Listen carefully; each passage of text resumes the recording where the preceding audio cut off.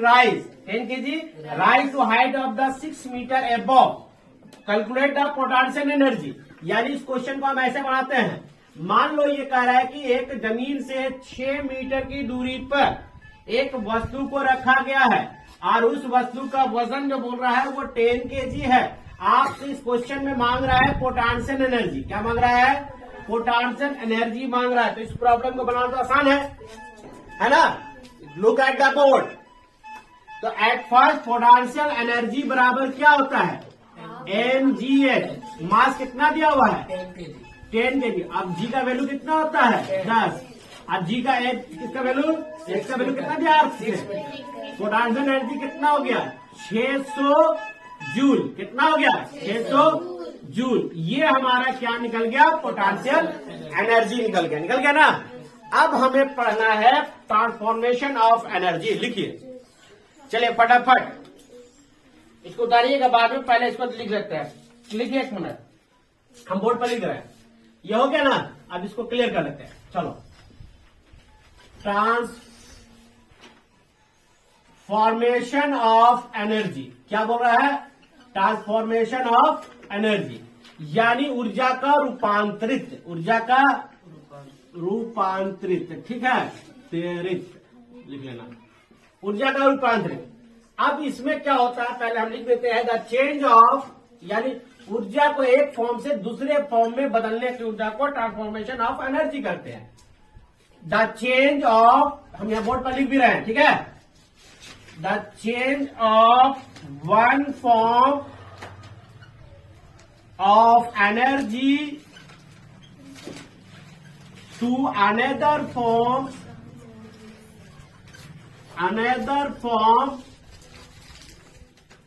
is known as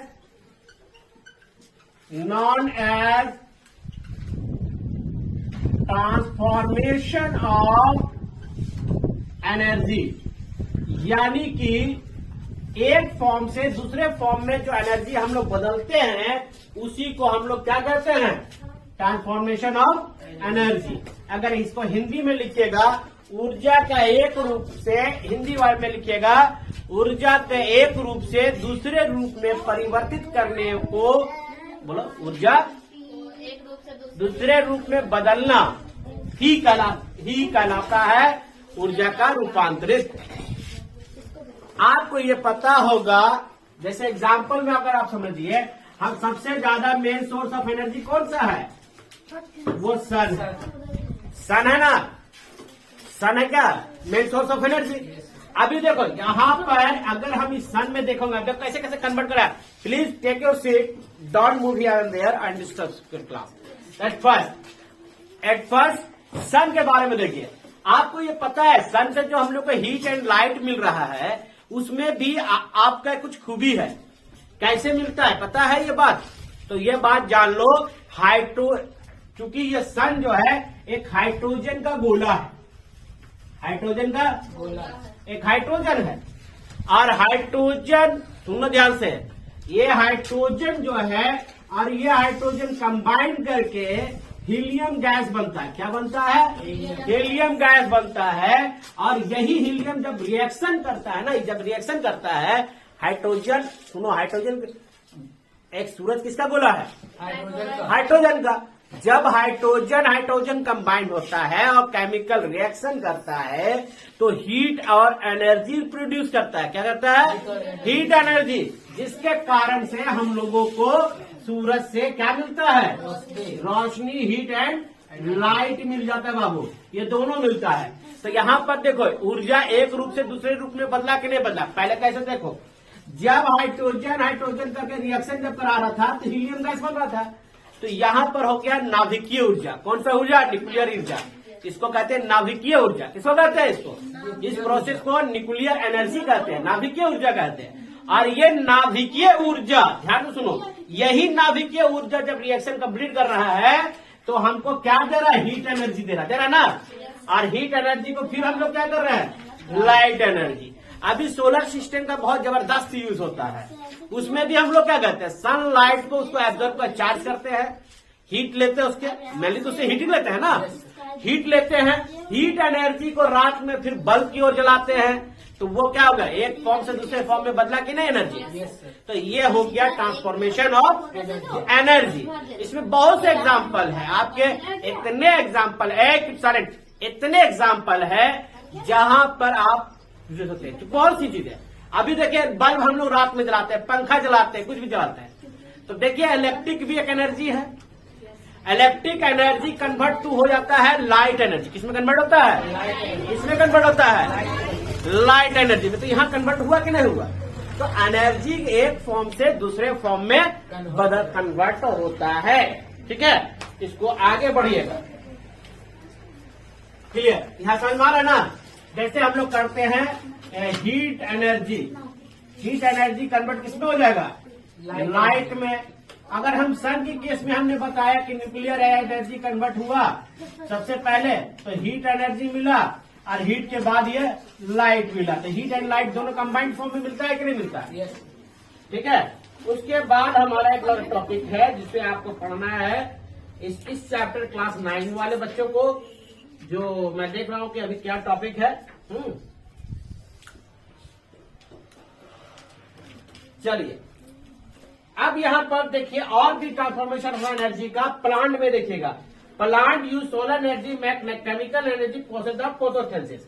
आप ये अच्छी तरह से जानते हैं, प्लांट जो है वो खाना प्रिपेयर करता है सनलाइट के ही मदद से।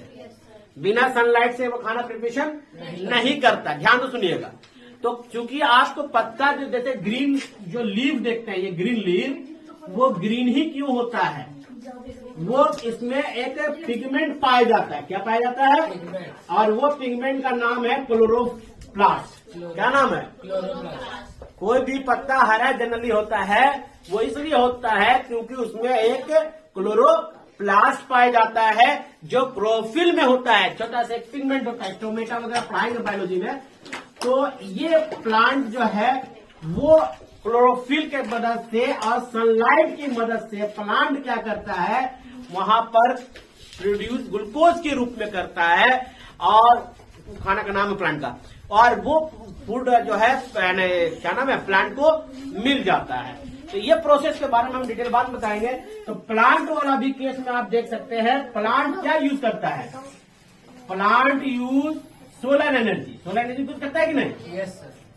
सोलर एनर्जी है ना जी, और to make chemical energy, to make chemical energy. Chemical energy, chemical energy in food by the process of photosynthesis. ठीक है ना, ये भी हम पढ़ लिए। क्लियर, इसको जरा ड्रॉ कर दिया, जो उसको रफ में थोड़ा उतारा करोगे। यस। उसके बाद हम पढ़ेंगे law of conversation of energy. उसके बाद ये चैप्टर खत्म हो जाएगा और एक पावर पढ़ाना। चलिए, इसको अगर रफ में अगर लिखना चाहते तो लिख लिए, और नहीं तो देखिए law of conservation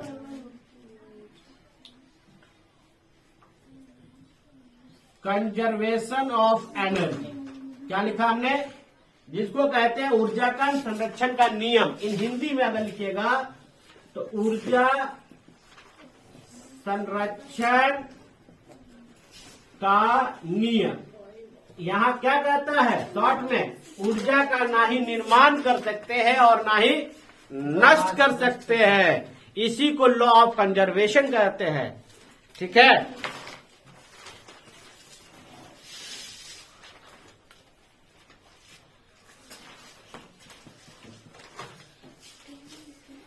energy can neither be created, एकदम एक लाइन में याद रखिएगा, क्रिएटेड और नॉट बी डिस्ट्रॉयड, है ना जी। Yes sir. Nor be destroyed. Energy का ना ही हम लोग निर्माण कर सकते हैं और ना ही नष्ट कर सकते हैं। यही लॉ ऑफ कंजर्वेशन कहलाता है। लॉ ऑफ कंजर्वेशन का यही डिफिनेशन है। क्लियर, अब आगे हम इस टॉपिक में देखेंगे इसमें और भी पॉइंट्स है जो मैं आपको बता रहा हूं। यहां तक समझ में आया? Energy change from one two, देखो जब भी ध्यान सुनोगे, जब एनर्जी एक फॉर्म से दूसरे फॉर्म में एनर्जी कन्वर्ट होता है तो अमाउंट ऑफ एनर्जी कांस्टेंट होता है। यानी कि अगर ध्यान, सोलर एनर्जी अगर है तो सोलर एनर्जी अगर कन्वर्ट हो रहा है हीट एनर्जी में, तो जितना सोलर एनर्जी खर्च हुआ है उतना ही हमें हीट एनर्जी मिलेगा। ये कहता है law of conservation of energy. क्योंकि ये मत सोचोगे कि जैसे कि हम लोग क्या करते हैं, गेहूं जब 10 केजी का लेते हैं, आटा बनाने जाते हैं तो थोड़ा 1 किलो घट जाता है, तो वैसा इस केस में एनर्जी में नहीं होता है। अगर एनर्जी हमने क्या किया है, अगर 10 जूल का यूज किया, एक एनर्जी था उसको कन्वर्ट हम 10 जूल में कन्वर्ट कर दिया, तो यही हमारा फॉर्म ऑफ एनर्जी है। और ये कांस्टेंट होता है, इसकी मात्रा ना घटता है और ना ही बढ़ता है। अगर सिंपल में अगर हम कहें तो sum of kinetic energy and potential energy, kinetic energy और पोटेंशियल एनर्जी को हम लोग क्या कहते हैं, मैकेनिकल एनर्जी कहते हैं। क्या कहते हैं? Mechanical energy. मतलब समझ में यह आया, जिसको हिंदी में कहते हैं यांत्रिक ऊर्जा। क्या कहते हैं? इसको हिंदी में कहते हैं यांत्रिक ऊर्जा। और ये यांत्रिक ऊर्जा जो है वो kinetic energy plus potential energy के बराबर होता है। और आपको ये भी यहां से एक और क्लियर हो जाता है, काइनेटिक एनर्जी का हमने एक फार्मूला ड्राइव किया था, फार्मूला प्रूफ भी किया था। और फार्मूला क्या प्रूफ था? 1/2 mv², यानी काइनेटिक एनर्जी बराबर फार्मूला क्या है? Half mv²। और पोटेंशियल एनर्जी बराबर होता है mgh। तो ये हो गया, यानी आप ये भी कह सकते हैं कि मैकेनिकल एनर्जी के बराबर आप ये भी फार्मूला रख सकते हैं ना। तो ये हमको न्यूमेरिकल बनाने में बहुत बड़ा काम देगा।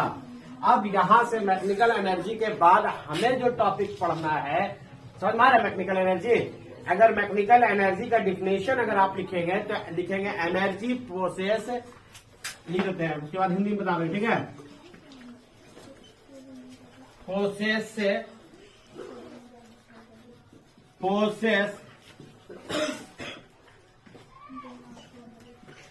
the energy process by a body on account of its motion and position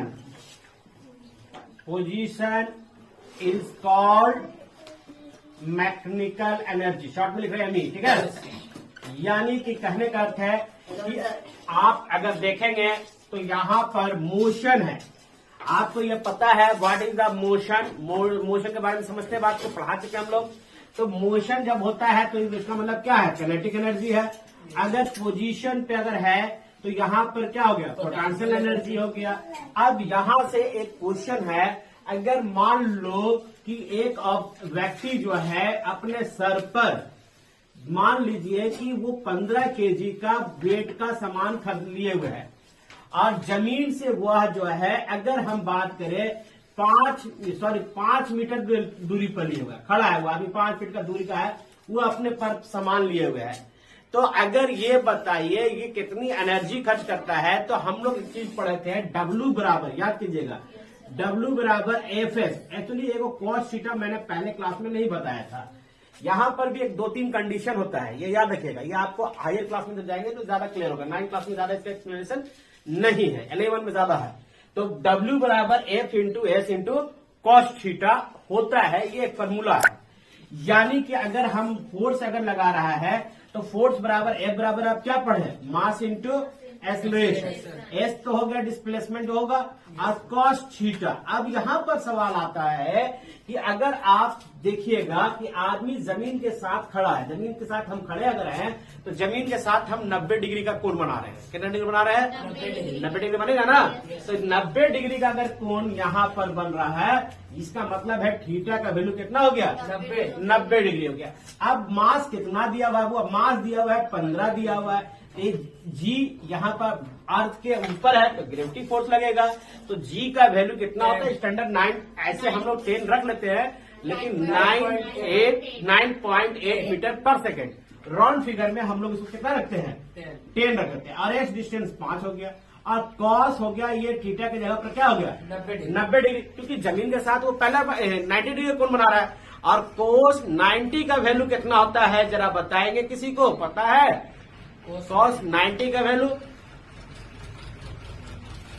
किसी को याद है? साइन 0 का वैल्यू 0 एक्चुअली। अच्छा, आपको 9 क्लास में ना 10 में इसका फॉर्मूला है ट्रिग्नोमेट्री में। तो कॉस एक्चुअली साइन 0 का, यहां पर हम फॉर्मूला थोड़ा सा लिख देते हैं, थोड़ा याद रहेगा। साइन थीटा डिग्री 30 डिग्री, ये आप लोग लिख लीजिए, 45 डिग्री, 60 डिग्री और 90 डिग्री। अगर आप चाहते हो कि अच्छी सी पढ़ाई करें तो आपको थोड़ा थोड़ा कोई चीज को याद भी रखने की जरूरत पड़ेगी समझने के साथ साथ। कॉस, उसके बाद यहां हो गया आपका 60 हो गया, 45 के बाद 60 के बाद 90 हो गया, ये हो गया साइन और ये हो गया कॉस। अगर हम यहां देखें साइन 0 डिग्री का वैल्यू अगर आप देखेंगे तो क्या होता है? कॉस 0 का वैल्यू 0, साइन 30 का वैल्यू 1/2, साइन 45 का 1/√2, साइन 60 का वैल्यू √3/2, साइन 90 का वैल्यू 1। क्या होता है? इतना वैल्यू होता है। अगर हम आगे बढ़ते हैं तो इसी को रिवर्स हो जाता है, यानी कॉस ये 1 हो गया, ये √3/2 हो गया, 1/√2 हो गया, 1/2 हो गया, 0। ध्यान से देखिएगा, 0, 1/2, 1/√2, 3/2, 1 है ना। आप जब इसी को पढ़ते तो देखिए ये यहां जा रहा है घर आगे की ओर। तो कॉस 90 का वैल्यू कितना हो गया? 0। आप इसको कितनू 15 × 75 × 150 हो जाएंगे गुणा करने बाद। आप कॉस 90 का वैल्यू कितना हो गया? 0। तो यानी वो आदमी कोई काम नहीं कर रहा है। तो कूली अगर आपका कोई काम कर रहा है, बोझा ढोकर ले जा रहा है और उसको पैसा वो मांग रहा है, तो आप अगर बोल देते हैं कि आपने कोई काम किया ही नहीं है तो मैं पैसा क्यों दूं? तो एक साइंस के हिसाब से तो वो सही कह रहे हैं आप, लेकिन इन ए फिजिकल वर्क आपके बॉडी का मसल काम किया उस लेबर का, उसको तो पे करना होगा, उसने वर्क किया है ना, बॉडी के मसल के अनुसार से। अगर फिजिक्स के अनुसार से कहें तो उसका काम कुछ नहीं है। तो कितना यूनिक लगता है सुनने में कि अगर हम बोझा पे अगर 10 टन का भी बोझा लेकर अगर हम खड़े हैं या लेकर जा रहे हैं तो हम 0 डिग्री का एंगल बना दिया तो हमारा वैल्यू 0। इसीलिए कह सकते हैं वर्क 0 भी हो सकता है, नेगेटिव भी हो सकता है और पॉजिटिव भी हो सकता है। ये बातें आपको मैंने बताया, ठीक है ना।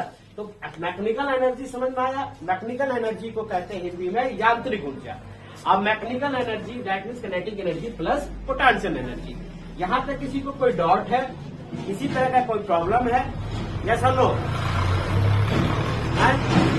अगला हम लोग का टॉपिक है, यहां से बाद हम देखेंगे क्योंकि हाफ mv² ये प्रूव भी कर चुके हैं, है ना। क्लियर है जी? अगला हम लोग का टॉपिक है वो देख लेते हैं, potential energy on object at the height. ये इस पॉइंट पर अभी हम डिस्कस करेंगे। चलिए आगे इसको उतारिए। टू डूइंग वर्क, आप जितना काम करने की आपकी जितना क्षमता होगा वही ना आपका ये पावर, डूइंग वर्क, यही ना पावर कहलाएगा। ध्यान से देखिए, पावर में और अगला डिफिनेशन ये भी और जोड़ सकते हैं, rate of energy, rate of energy, energy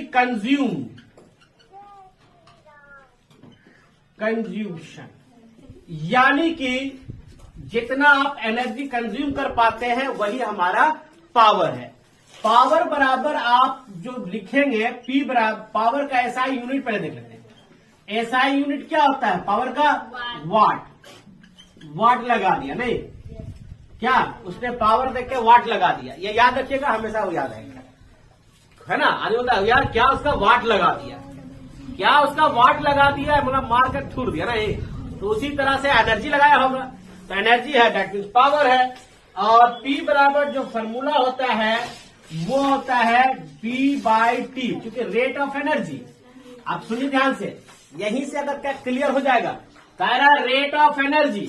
अच्छा, रेट ऑफ एनर्जी या रेट ऑफ वेलोसिटी अगर हम बात कर रहे हैं, रेट ऑफ वेलोसिटी बात करते हैं तो क्या कहते थे, याद है ना, डिस्टेंस बाय टाइम। उसी तरह से रेट ऑफ एनर्जी यानी समय के अनुसार उसकी एनर्जी बदल रही है। बराबर एनर्जी कंज्यूम कर रहा है। एनर्जी बराबर क्या होता है? टी। और एनर्जी जो होता है वो वर्क के बराबर होता है। अब यहाँ पर W बराबर अगर क्रॉस मल्टीप्लिकेशन कीजिएगा यानी पावर बराबर एक, तो ये फॉर्मूला हो गया कि नहीं हो गया? अब आगे भी पावर के बराबर अगर W बराबर आप क्या जानते हैं? F इंटू एस जानते होंगे। एक ये भी फॉर्मूला हो सकता है ना?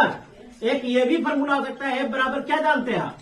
Mass into acceleration into S बटे टी। तो एक फॉर्मूला पावर का ये भी निकल गया, मास इंटू एक्सेलरेशन बटे टाइम। यानी देख लीजिए, आपको मेनली याद रखना है ये फॉर्मूला P बराबर W बटे टी। लेकिन ये सब फॉर्मूला इसी से ड्राइव किया हुआ फॉर्मूला है। तो अब आपको न्यूमेरिकल जब देता है ना, तो वहां पर ये सब यूज करने में आसानी हो जाएगा। क्लियर? यहां तक कोई डाउट है? तो पावर बराबर आप समझ चुके हैं। तो अब उसके बाद अगर एक क्वेश्चन है, दूसरी बात, एक क्वेश्चन को हम शॉर्ट क्वेश्चन ले लेते हैं। उससे पहले हम सोच रहे हैं कि यूनिट ऑफ पावर, ऐसा यूनिट हो गया ना? एसआई यूनिट के बाद अच्छा, एक वाट इक्वल टू होता है जो है 1 जूल। क्या होता है? 1 joule by 1 second. That means 1 joule 1 second क्यों लिखे पता है? पहले यहां समझिएगा। इस पे P बराबर क्या होता है? W बटे T। अरे भाई W एनर्जी है, इसका ऐसा मात्रा जूल होता है कि नहीं होता है? और इसका टाइम का 1 सेकंड ऐसा यूनिट है कि नहीं है? तो यही जूल पर सेकंड लिखे। अगर किसी ने डिफाइन करने बोल दिया कि डिफाइन करो, क्या डिफाइन करो? 1 वाट। 1 वाट को डिफाइन करो। Good morning sir. 1 वाट को डिफाइन करो तो उनको बताइए कि 1 वाट को डिफाइन कीजिए। तो कैसे डिफाइन करेंगे कि किसी भी बॉडी पे 1 जूल, 1 सेकंड में 1 जूल एनर्जी जो कंज्यूम होता है, 1 सेकंड में 1 जूल जो एनर्जी कंज्यूम होता है वही हमारा 1 वाट है। क्योंकि आप डिफिनेशन से देखो 1 जूल बाय 1 सेकंड हो रहा है ना, 1 जूल बाय 1 सेकंड। यानी कि 1 वाट इसको आप कह सकते हैं कि अगर 1 जूल एनर्जी 1 सेकंड में अगर कंज्यूम कर रहा है तो उसे हम लोग क्या कहते हैं? वाट कहते हैं। क्या कहते हैं जी? वाट कहते हैं। उसी तरह से अगर हम बिगर यूनिट में बात करें, जो इलेक्ट्रिसिटी में यूज होता है, 1 किलो वाट बराबर 1000 वाट होता है। कितना होता है? 1000 वाट। चलिए, यानी कि 1000 वाट मतलब क्या हो गया? 1000 जूल पर सेकंड। यानी अगर 1 किलो वाट का अगर आप मीटर लगाते हैं अपने घरों में, तो इसका यह मतलब है कि 1 सेकंड में 1000 जूल एनर्जी कंज्यूम आप कर रहे हैं, इलेक्ट्रिसिटी यूज। उस जूल में कितना कर रहे हैं? 1 सेकंड में 1000 जूल कर रहे हैं। ठीक है ना? तो यहां तक तो बात समझ में आ गया होगा हमको। अगला टॉपिक